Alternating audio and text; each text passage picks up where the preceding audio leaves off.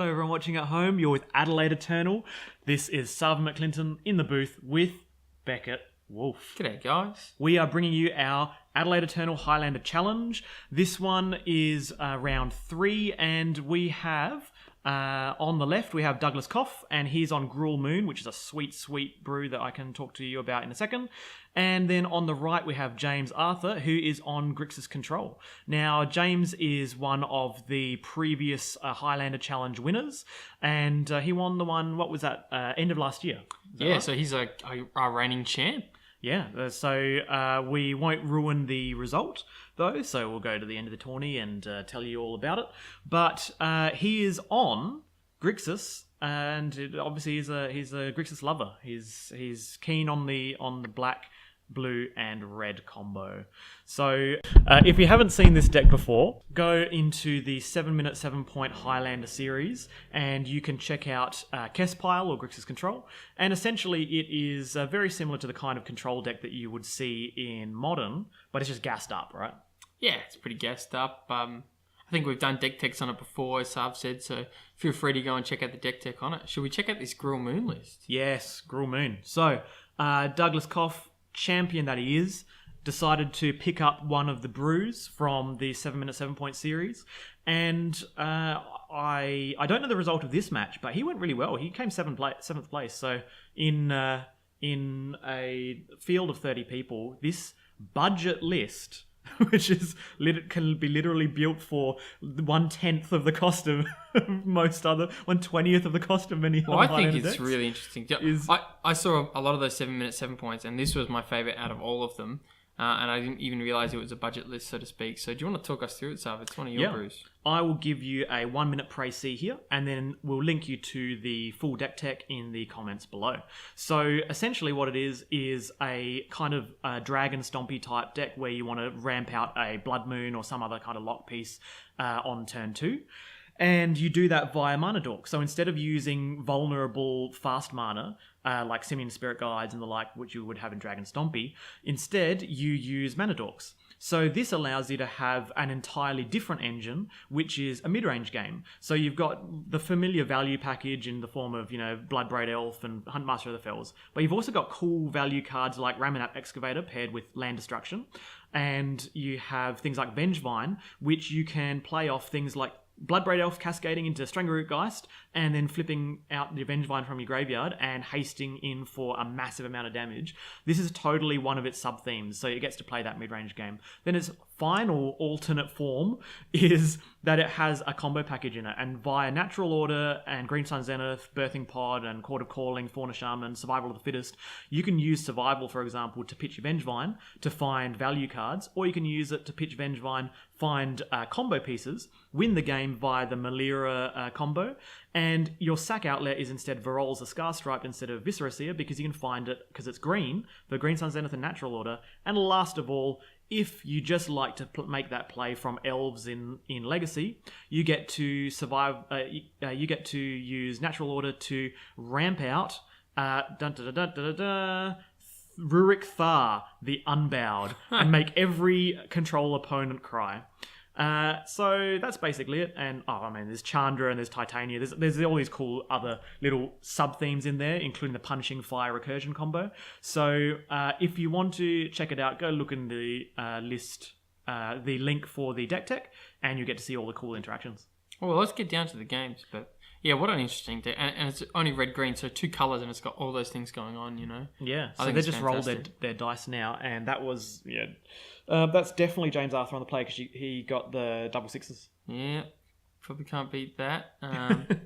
So, yeah, the Gruul, what do you think the Gruul's deck, best, because as you said, it's got heaps going on. What do you think the best strategy against Grixis is going to be? So, turn 1 Land White Elves, turn 2 Blood Moon.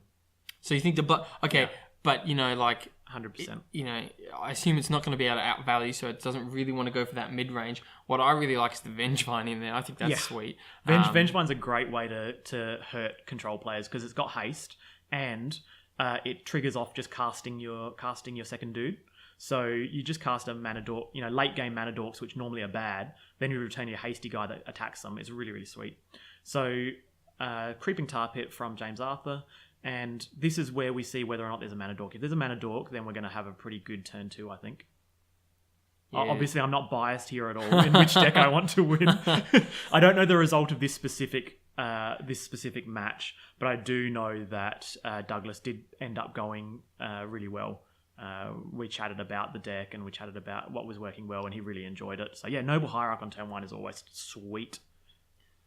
Yeah, I think I see Vengevine in his hand, which isn't where it wants to be. Do you have a lot of ways to get that Vengevine into and the Punishing Fire? Cast it on turn 3 and attack them, and then they have to kill it, and then you just get it back because it's a 4-mana 4/3 haste. Yeah, so it's quite a good body actually. Yeah, it's kind of like a big Bloodbraid Elf in a way. That hasty threat that's on 4 that has some kind of value, i.e. it comes back. So here we get the Fatal Push. This is totally respect the bird, right? You respect the mana dork on turn 1, you got to kill it, and James Arthur's doing just that. Yeah, always bolt the bird. Yeah, if in doubt, right? So here we obviously are gonna, if there's a Blood Moon, then we don't get to ramp out that Blood Moon on turn 2. And that means that James Arthur gets to untap and have like mana drain back up to actually counter the Blood Moon. So this is why the deck has mana dorks and so on. You want to ramp that thing out real quick. But this is Sylvan Library's a nice one. Yeah, Sylvan Library. This is why Sylvan Library's in the main deck, because it's like a pre-boarded against control, because you have a couple of cards in there that are there because you have certain weak matchups. Well, you got life gain as well. I mean, you're able to just. I mean, I think Sylvan Library's great in a mid-range deck. In a mid-range matchup. Yeah, it's main boardable in specific ones. And in this case, because we are... It's basically like not great versus aggro, but it's pretty good versus everything else, and it's crushing versus control. Yeah. So here's 3. So is this going to be a 3... Yeah, Ashiok. Ooh. So Ashiok is one of the greatest 3 drops that is a proactive threat in this kind of a match, because this is exactly what you want to do. You want to flip up some... Oh, there you go, Mana Dork. Using one loyalty off Ashiok and just playing a Mana Dork is perfectly reasonable strategy. Now here, what I find most players do is they just want to make sure they've got their card advantage off Sylvan Library, so they'll pay 4 life or even 8 life right off the bat. And he's hit Strip Mine there. Yeah. Because the logic is if you don't like any of the 3 on top, or you don't love it, or you're looking for something, you just pay the life, and then next turn you're going to have an even better Sylvan Library because you get a fresh 3. That's it. And at that point you can start manipulating. You've already got your card advantage. You're not on some awful life total that you can get aggroed out of the game. Yeah, and seeing like up to 6 cards there, like drawing 3 and then drawing a 4th one, but seeing 6, you are very likely to see a fetch land. Yeah, definitely. So, I don't know what his turn 3 play is, but he's hit Strip Mine, so he's got 3 mana. So it could be Blood Moon, although there's 2 basics out. So I don't actually mind Dork here at all. Helps him ramp into something next turn. Yeah. The only issue with stripping here...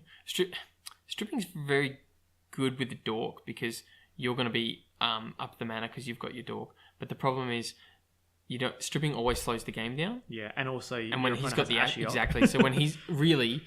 the Grixis list, James has the better threat. So do you want to slow the game down when your opponent's got the better threat? Not necessarily. But this is a good spot because, obviously not good because he's getting creatures off it, but it is very good when Ashiok goes up again rather than making a dude, because now Doug can untap and play Vengevine for 4, which is another reason why not stripping there. It's a rock and a hard place. Ashiok goes up by 2 every turn, which is really relevant. Huge, yeah. And for a 3 mana Planeswalker, the mill isn't great as far as affecting the board straight away. But the fact that Ashiok has so much health means he does have a lot of staying power, and eventually that mill is relevant. And we were talking about this before, Sarv, where when you're playing against combo, you can actually mill combo pieces because they're exiled, and that's relevant. When you're playing against aggro, you can steal a Dork, play a Dork, chump block. Yeah, nothing wrong with that. Definitely. Or they're swinging at Ashiok and not swinging at you.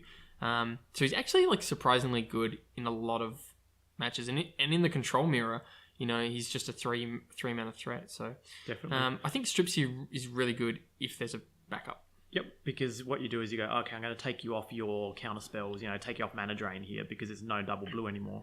The issue was that Doug did forget his Sylvan Library trigger, so he put a dice on there to make sure he triggers it next turn. But we have 1 blue in the mana pool, and this is in the main phase. So arguably stripping in your draw phase or something so that mana is not floating is one of the ways to go. Brontodon here, so that's destroy an artifact or enchantment. I don't think there are... Yeah, this should have been go to main phase 2. Yeah. Unfortunate. Because resolving Brontodon here as a 3/4, just having another threat is really, really good. Unfortunately, Ashiok is on 7 loyalty and has a Rurik Thar underneath it. Arguably as well. Okay, so I think he has to chain now, which is a shame, but I agree, because otherwise he gets Rurik Thar. Oh, missed wow. Yep. I think also that's game pretty much now. if you were gonna strip, you wanted to do it the turn that you played the strip rather than let your opponent have access to the mana, because he didn't end up using that strip mine to as mana, and that's one thing people forget about when they use Wasteland and strip mine is, as great as they are, if you Wasteland an untapped mana and they tap it in response, they're actually 1 mana up on you because you'll have to use a land drop. So he didn't actually get any value out of that strip mine as far as getting mana. So he might as well have done it in his turn. Yeah. It's possible that he didn't see his 4th mana and he needed to keep it there to cast a Vengevine, but that can't be the case because he ended up not using the Vengevine anyway. With Sylvan Library. And if you're going to be too scared of double blue either way, then maybe you just want to strip in as soon as you play it. Yeah. So this is just a Colligan's command. You discard, and just discard Vengevine. That's pretty reasonable. You discard and destroy your. I think Blood Raid into Strangleroot Geist trigger Vengevine. That little interaction you talk about, as godlike as it is, I think that might be the only way out. Yeah, although Rurik Thar makes it pretty tough here. Pretty much. Rurik Thar, I think, it's probably the biggest thing in the Gruul Moon's list, right? So I don't. Yeah. I mean, you need things like Chandra and Titania and so on, but the mana dork is gone, so it's going to make it really, really hard to actually resolve such threats. This game was pretty much over when the last turn Doug was unable to kill Ashiok. I mean, thinking about Ashiok and how it played out in this match. Yep. Ramanap's not bad. Ramanap with Strip Mine. This is the reason. It's a bit late, but this is the reason why you play the deck. You've got these cool interactions, and taking him off double blue or any blue at all is pretty strong. Yeah, unfortunately he doesn't have a kill spell for the Rurik Thar really, but you can see if last turn he resolved that Thrashing Brontodon because he went to second main phase, then you could pressure the Ashiok. Yeah. So in reality, Ashiok was a turn 3 threat which didn't really do anything because it didn't get swung at. The kill spells on it or the bolts on it got counted either way. So reality, it was like a Suspend Rurik Thar. Yeah, Suspend Rurik Thar. It was like 3 mana Suspend Rurik Thar for I don't know how many turns after, like 3 turns after. Suspend 3 Rurik Thar. And it's still doing stuff here. So yeah, it's sort of interesting to look at Ashiok in that way. And I don't think it's terrible at all. I think I'd pay that. I'd pay 3 mana for Suspend Rurik Thar. Now, unfortunately, Doug gets max punished by killing the blue mana, which I still think was correct. Like you can go for the Blood Crypt, but then he's left with blue and black. Going for the blue mana to turn off all preordains and everything ended up biting him because the Delve creature, the big guy, uses double black. Yeah. And now Doug also doesn't have much cards in hand and he's pressured as far as life. So I think if you're going to use Sylvan Library, I don't want to say it's always correct to pay the life, and I didn't see what his hand was, but I think there was definitely an argument there for going, I'm just going to pay it life right off the bat, or at least 4 life, and then make the following Sylvan Libraries really, really good, because I'm digging deeper. And then after that, it just becomes essentially like a Sensei's Divining Top at the start of your turn, Yeah, definitely. So, because often people compare Sylvan Library to Top, and now Top's got a point. So yeah, it's not comparable now. So it's not comparable. So I think Sylvan Library is just better. If you're in green, Sylvan Library is a slam dunk in your sideboard. But sometimes in certain decks, it's main deckable. I think so. I think this is definitely one of those decks. So that Strip Mine is going to keep coming back, but obviously Strip Mine is only good when you're at parity or ahead, and here you're behind. So it's Bloodbraid Elf. Oh, let's do some cascading. It's a creature. And then Vengevine comes back. Wow, we get to see exactly the things that the deck does. So Vengevine comes back. Unfortunately, there's some big boys. Yes. Did he remember his Vengevine trigger? Oh no. Oh no! It's right there no. on top of the graveyard as well. This is the reason the deck is cool, because you get to play Vengevine off Bloodbraid Cascade into a dude. Because Bloodbraid and Vengevine together kill Rurikthar. Yeah. Yeah, that's a shame. Although he does get to double block either way, but yeah. Is this him looking at the Vengevine now and being like, oh, wait. I'm pretty sure he brought it to the surface thinking. He was thinking, I'm going to cascade and then I'm going to do this. Yeah. Yeah. Oh, well. I think even still, it's a little bit too late now. Yeah. That's rough. But anyway, for those at home who haven't ever played Gruul Moon, you get to see the kind of interactions it has. You can see that recursion with your Crucible of Worlds on legs with the Strip Mine constantly. You get to see Bloodbraid cascading into a dude, which triggers Vengevine. You get to see Sylvan Library in the main deck because you're a 2-color deck, so it's really, really good at smoothing. Is that all the things we've seen? Yeah, it does more. You get to see Rurikthar. It's got a Malira combo in there as well. Yeah. We didn't see it, but... Yeah, but we've seen some cool things that it does. So I'm imagining we're going to go to game 2 pretty soon. Yeah, I don't know where we're at. That Delve flying threat is basically the game. The game's over because this, knowing Gruul Moon, it has a lot of difficulty with a flying 5/5. Well, and it's already used Chain Lightning, so it's not like it can exactly go like Chain and Bolt, something like that. And even then, you die to the Rurikthar. Yeah, there's many ways to manage flyers. Like Chandra kills them, the bolts kill them, Punishing Fire kills them. All these things kill them. But the problem is, Tombstalker is a bizarre flyer. It's a flyer that has 5 toughness. There's not many flyers in the game that have 5 toughness, right? Yeah. You know, you got that and Baneslayer, and Baneslayer has fallen out of favour like 5 years ago in Highlander. But you can see that a 5 toughness flyer is really, really hard to deal with. So I think they were just discussing rules enforcement level, and they were like, yeah, I can't return this Vengevine. I'm afraid it's been too long. But anyway, we get to see in principle what it would do, and I think that, you know, if you look back at the couple of, you know, relatively small mistakes like missing a Sylvan Library trigger, or not drawing off Sylvan Library, or not casting the Brontodon in the second main phase. And if you look stripping past them, as well. Yeah, and stripping. If you look past them, the game state would actually be very, very close. Here, it does look like it's a bit of a whitewash. I think it's because the Ashiok gets just like every little mistake means 1 less turn. Yeah, and 1 less turn means the Ashiok gets, you know, 2 extra life, which means it gets to Rurikthar, you know, X amount of turns quicker, and that's it all just sort of snowballs. Yeah, mistakes definitely don't punish you unless your opponent has a way to capitalize on it, and a turn 3 win con is a way to capitalize on it. Yeah, I think Ashiok's a big factor in this because. Okay, so they've decided to go. Yeah, let's have this guy trigger. It's possible because they're like, let's just show everyone at home the ideal state, because we know that you're so far behind. You know that feeling where you're like, I just assume that we're going to play optimally. So Rurikthar was swinging, and he's got vigilance. I was wondering why Rurikthar was. Yeah, vigilance. Yep. Well, Rurikthar dies, which. The 5/5 flyer is the clincher though. And remember that these Kess pile decks, or Kessless pile, Dismember there, I think. Yeah, Dismember, Kessless pile. These decks do have a lot of burn in them as ways to give you a little bit of reach. And I really like Corner Shaman now. I really like that.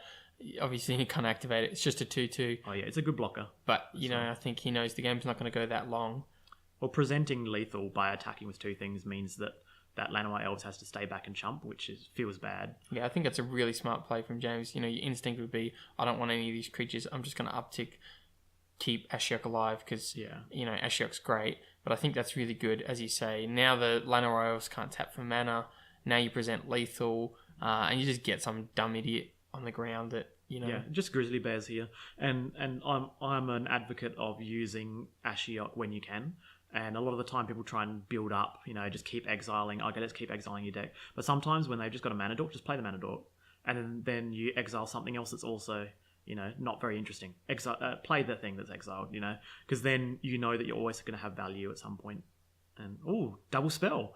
And that's an Eternal Witness. So even though... can block? Yeah, and even though even Okay, though and he gets Rurik Thar. I not- feel like you'd want to get yeah. Bloodbraid Elf So there. trigger Vengevine. Oh no.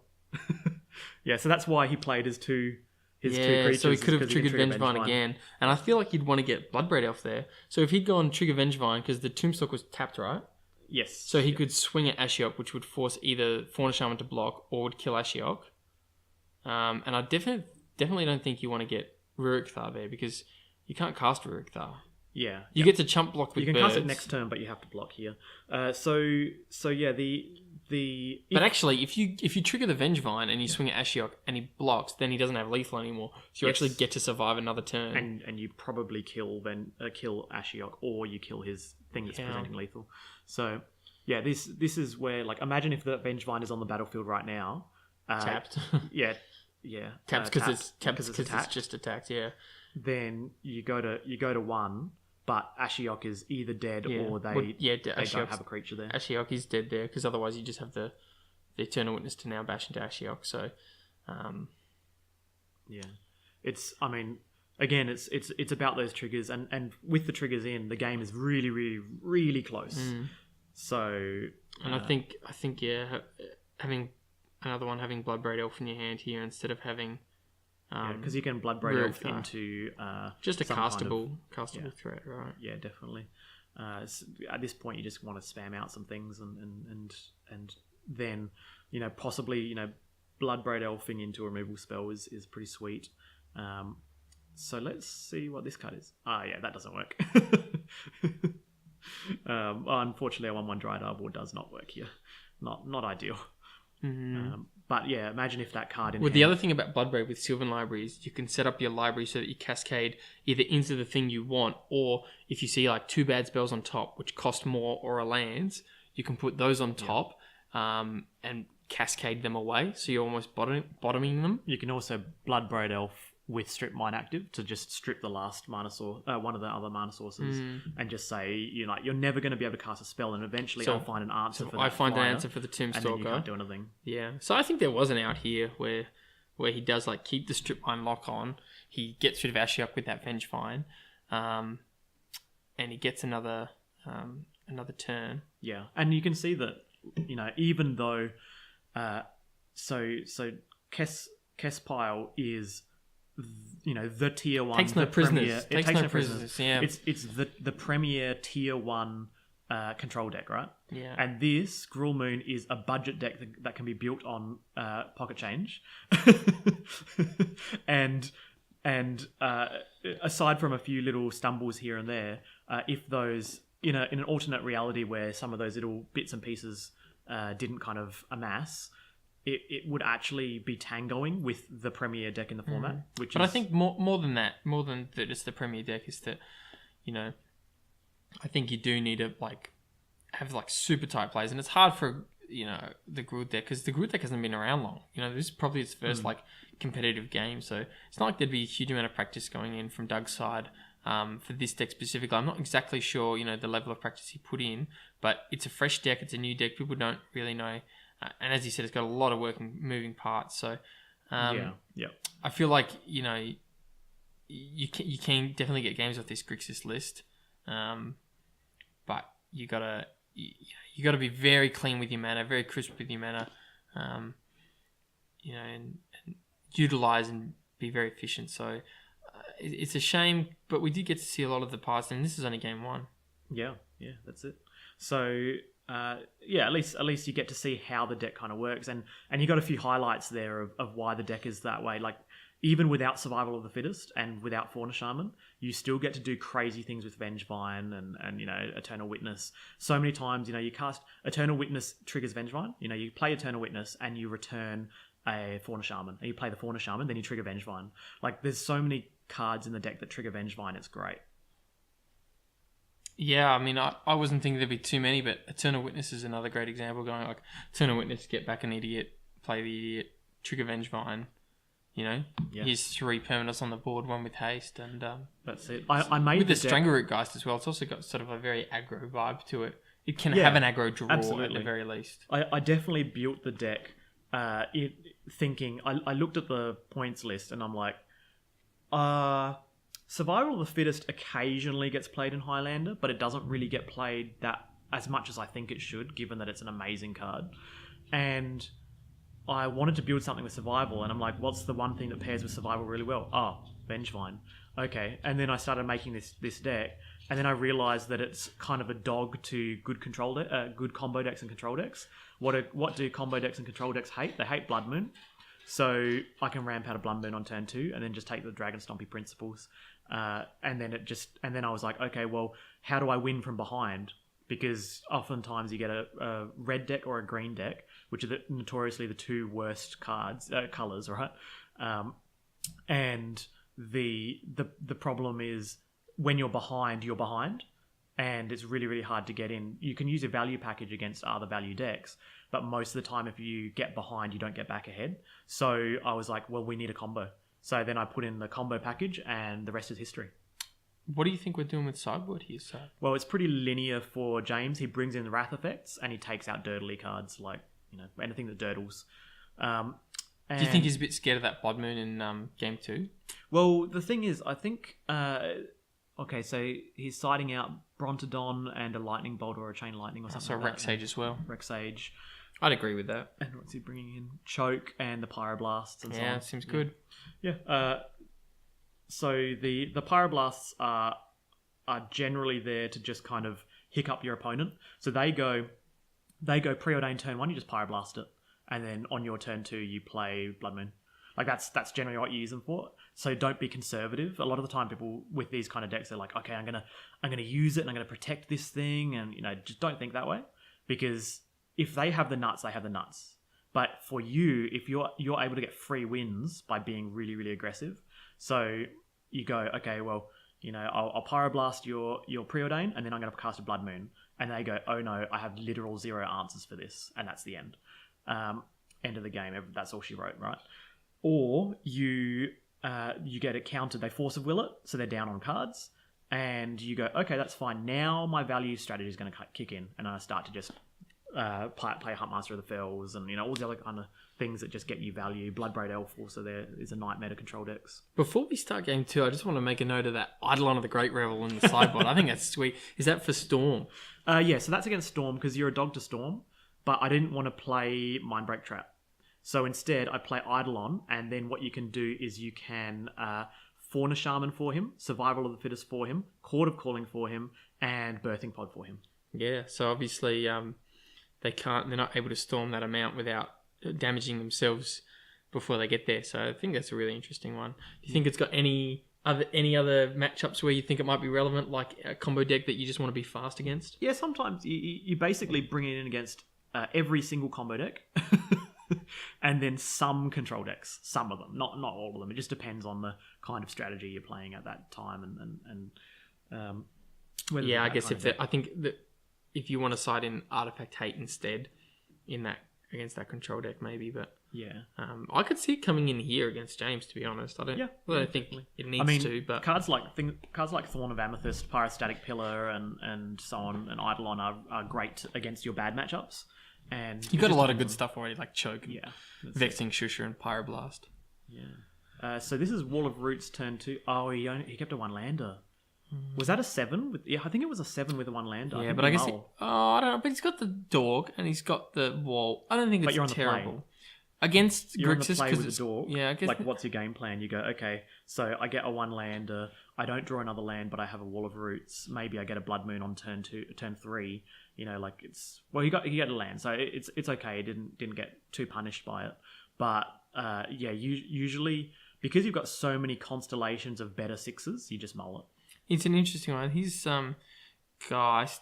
Yeah, I mean, you'd know better than me, Sarv, because you built the deck, but I don't think it's too bad. Like, essentially mulling to 6 versus the deck that just gets above and beyond with card advantage can feel really bad. Where you just, but that's the thing. As soon as they trade that fatal push with your first guy, you're like, oh, now I'm really far behind. So rather than thinking like that, you know that you can never beat their card advantage, so you need to attack on a different axis. So you mull and you make sure that you have an aggressive start, and then their value means nothing. That's my strategy. But I'm a very aggressive mulliganer, so I guess it's just it can also be a preference thing. Strangleroot Geist is actually really difficult for the Grixis list to deal with because A, it hits planeswalkers, B, it's aggressive, and C, it's recurring damage. And, unless he hits Anger of the Gods, he doesn't really have a way to kill it without it and exiling it. So it's going to trigger its Undying. So it's actually a really, really good threat. Unfortunately, it got Mana Leaked there.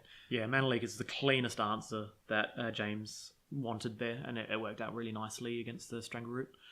So this is Chandra. So, I mean, if there's not a counter for this, this is amazing. This is the reason why you play, red, and there's counterspell, like literal actual counterspell. Is there any reason he didn't tap Dryad? Because you can attack for Exalted. Because you just got to apply I think pressure. two damage is relevant there. Yeah.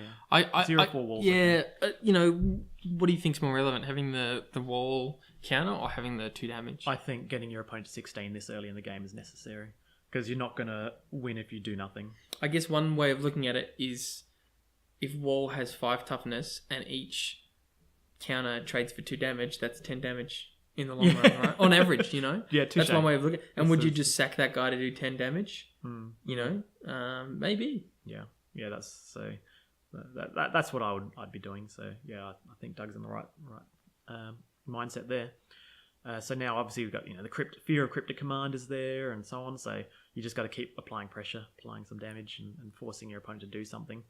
But Doug obviously has lots of spells in hand because he kept a 1-lander. So it's going to be interesting to see what those spells are. If this is... Yeah, okay. Magus is... So it's just another threat that has to be answered. Yeah. In reality, he's got Noble Hierarch for green. It hurts his land a bit, but I think it is something James is going to have to answer. So I think it's fine. Ask the question. Just be like, yeah, okay, you obviously have something. I think you attack first, though. Because if you get Cryptic Commanded here, it just feels bad. Like, not necessarily saying that James is going to... tap your dudes and draw a card, counter and tap your dudes, or counter and bounce your dudes. But well, if James has a stacked hand, he could go Cryptic, counter, bounce, Dryad Arbor, which doesn't seem terrible. Also, he's just fetched Swamp in response, so he doesn't actually have the counter. But maybe we see a Factor Fiction here. Yep. Nothing. Okay.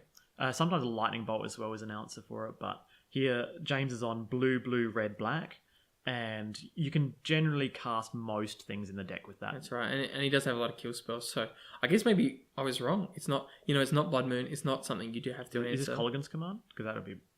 No, Shackles is really strong here, because obviously 2 is a pretty good number, really critical number for any kind of mana dork deck, because it pretty much hits all of your 2 and 1 drops, and many 3 drops too. Yeah, it's going to be probably stealing the biggest thing, or even the second biggest thing. So if he swings with Magus, you steal the wall and block with that, or steal the Dryad and block with that. Yeah, definitely. I guess he can tap in response, so maybe you do just steal Magus. But I guess the point is, Vengevine, here he is. Bigger than a... So technically he has to use a counter because, remember, he doesn't have green mana. Of course. Yep. So he can swing... So there's no counter spell for that? Let's see. It'll be interesting to see what happens. Yeah, so gain control of this. So now you just don't attack. Because the problem is if you attack, Magus dies. You don't lose really a creature you don't really get damage in, and you just lose Magus. Yeah, you just don't attack. You start casting lots of dudes. And then you go for an Alpha Strike. And then you just go for one. Or hope you get Artifact Destruction. Yeah. Because your opponent's on 13, so you just got to play to that out. And right now, what's going to happen is that Vidalcan Shackles is going to basically fog for 3 turns as it gains control of sequentially Dryad Arbor, Wall, 1/1, 0/1, Noble, etc., etc. Yeah, now the Magus is gone, so the lands get better, so there's more islands, so he can actually take this is a Vengevine. ballsy Thoughtseize, isn't it? But it hits. It hits Nature's, choke. Yeah. What do you think? I mean, would you not have choked last turn?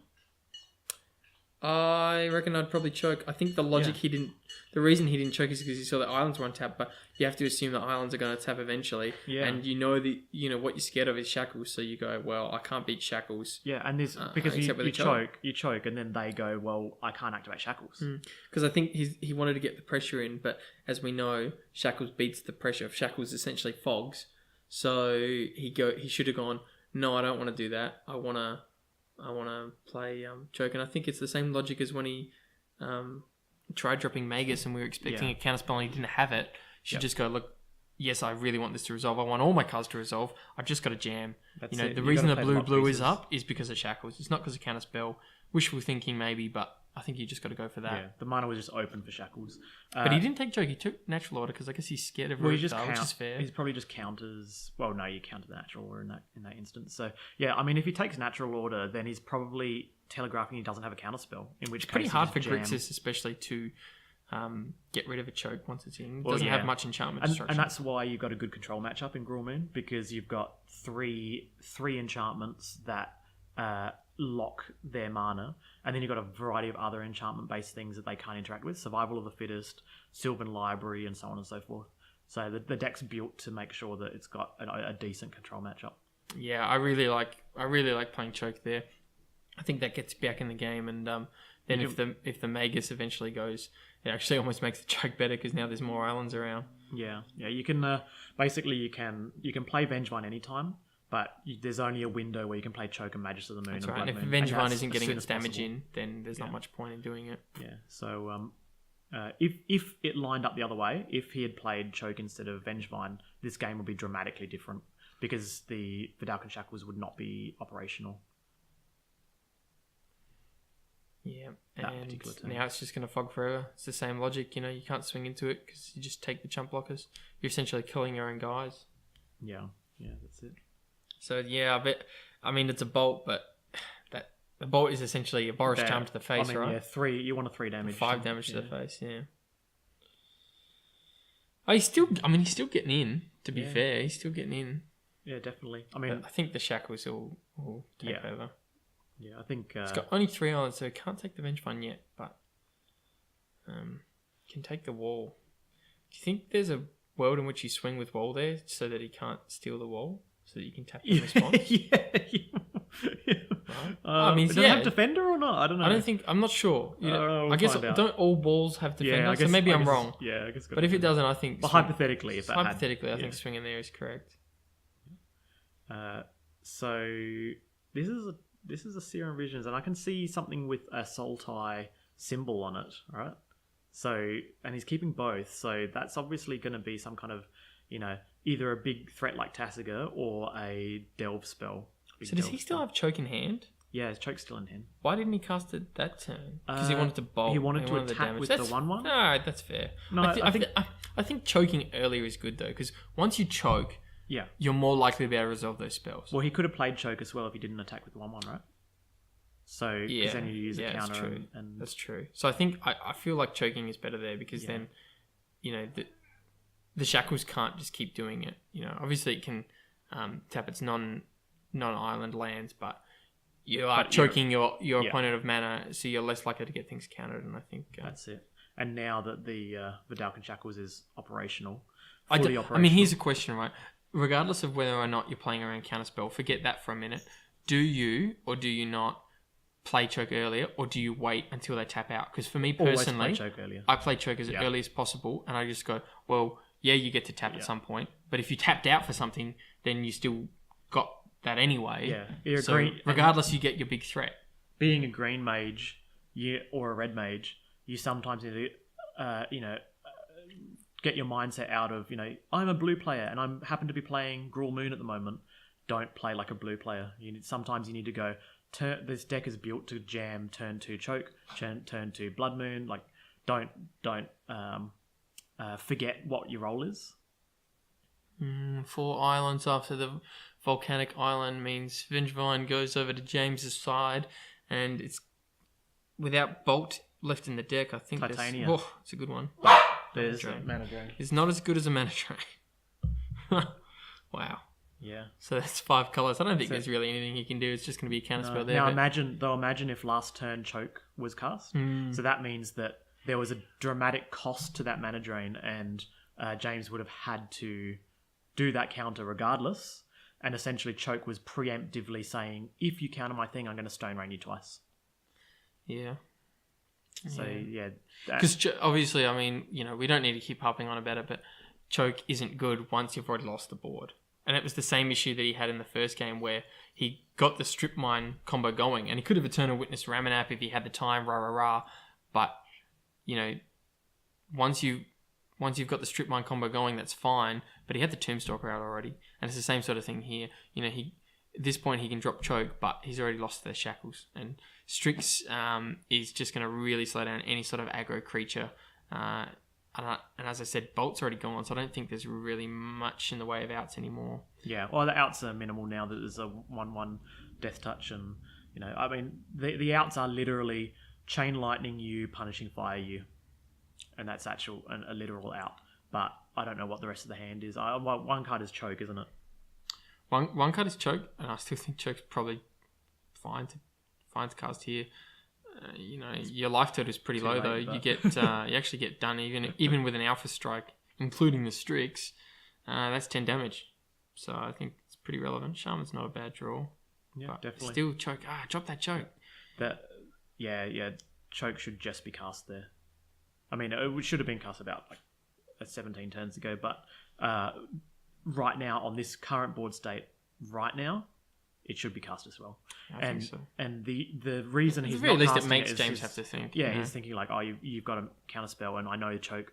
That mentality where I know that this card wins the game because it's going to beat my opponent. So they didn't. The mind games. James is well, I'm not going to take choke because I've got a counter for that. That's kind of the message he's sending.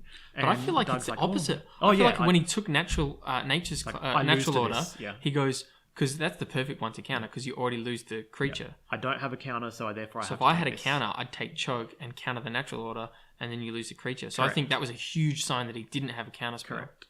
Yeah, totally agreed. But Doug's still putting up a valiant effort here. He's going, well, I've got outs, and the outs are burn your face. And Shaman, I mean, again, all of these things, like the Malura combo, can actually be stolen by shackles, and it's going to be tough to do it all in one turn. Yeah. Shaman's actually really good because it does drain. Well, I'm super surprised that James did not untap his Vidakan shackles and just take the Shaman. I think his logic here is that he races. Yeah, I can see the race. The race is real. Yeah, it's totally a risk though. Because he can block Dryad Arbor. And I don't like blocking there. I'd take damage there. I don't like blocking there because you can still swing. Well, being able to swing with wide. Dryad Arbor actually puts him down to a 2-turn clock after the Shaman, and I prefer playing choke there and then untapping and blocking next turn anyway because you still save 5 life either way. Yep. And you just got the choke down, but yeah, definitely. Yeah, because it turns that Shaman can actually go drain down to 3, bolt. Drain, and there's threaten the bolt. So. I wonder what this is. Blood Sun, yep. Blood Sun is a nice draw. You get to draw a card, which is sweet. And cantripping and drawing a bolt here would be pretty cool. Keeping up black there. Yeah, I would definitely switch those mana around because there's actually only one source in the deck. There's that Badlands, and that's literally the only non-budget card. Because you could play that as anything. It doesn't matter. It's only to activate Deathrat Shaman. Yeah. I mean, yes, you want to gain life, but I think your out is I drain here, and then I drain again and, get you with some random little 1 damage like a Dryad Arbor or something like that. And that's what James is obviously recognising here and giving back the Vengevine because he knows that Deathrat Shaman will be the death of him. Mm-hmm. Yeah, definitely. Although, to be fair, I don't mind keeping Vengevine there and saying, I need to close this game because I've won it. I deserve the win. I've got the board, I've got the cards, but I lose to Bolt. Yeah, definitely. And he can still activate Shaman. So you got to, Shaman's always going to drain you down to 3, so you're on 3 life. You can even double block there and kill Gurmag. It's another option. He's not gonna win with the. He's happy with Gurmag being tapped and sitting there. Yeah, so gain 2 life is not as good as drain because you're not going to win the late game. So. You need to just hope to gain 2 life feels bad here. Oh, I think he's thinking he's draining. So he's exiled mana drain, which is a drain, but he doesn't have the. No. Yeah. So he was already planning to do this. So hypothetically, James is on 3, and then he gets this out where he just top decks Bolt. Yeah. Yeah, and if he kept the Dryad Arbor up, actually, he can swing Dryad Arbor into that board as well. Yeah, that's it. And get in for an extra 1. Because if you you don't block, you just take 5. Which makes punishing firing out. Yeah. You just take 5. You swing with Vengevine and you're 1/1. You get 1 damage in. James goes to 2, and you have outside Chain Lightning, Lightning Bolt. I think this is where knowing the format is really important, though, and just knowing your deck, in and out. Yeah, absolutely. So one of those cards in hand is Choke, and then the other card is an unknown. But yeah, we'll see what it is. He's still not dropping the Choke. Yeah, I mean, I don't know what he's gotta yeah, I play think it he at must some be point. he must be waiting for this big tap out. But he's got to realize if there's any spell that James plays that he's tapping, 7 mana for, he's not gonna beat that. So, you got to do it over time. Don't know what that card is. Burst Lightning, 4 to the face for the victory. yeah, Burst Lightning over kicked or whatever. Well, there you go. So at least for those at home, you get to see what the 2 decks are like in action. And if you've never seen Gruul Moon before, you can see how the deck kind of operates and the kind of lines it has. And that was probably only, half the deck. You didn't get to see the other half of the deck, which is also super sweet. So we'll link you to the deck tech in the comments for both of the decks, for Kespile and for Gruul Moon. And we'll be seeing you in the next round, round 4. See you then, guys.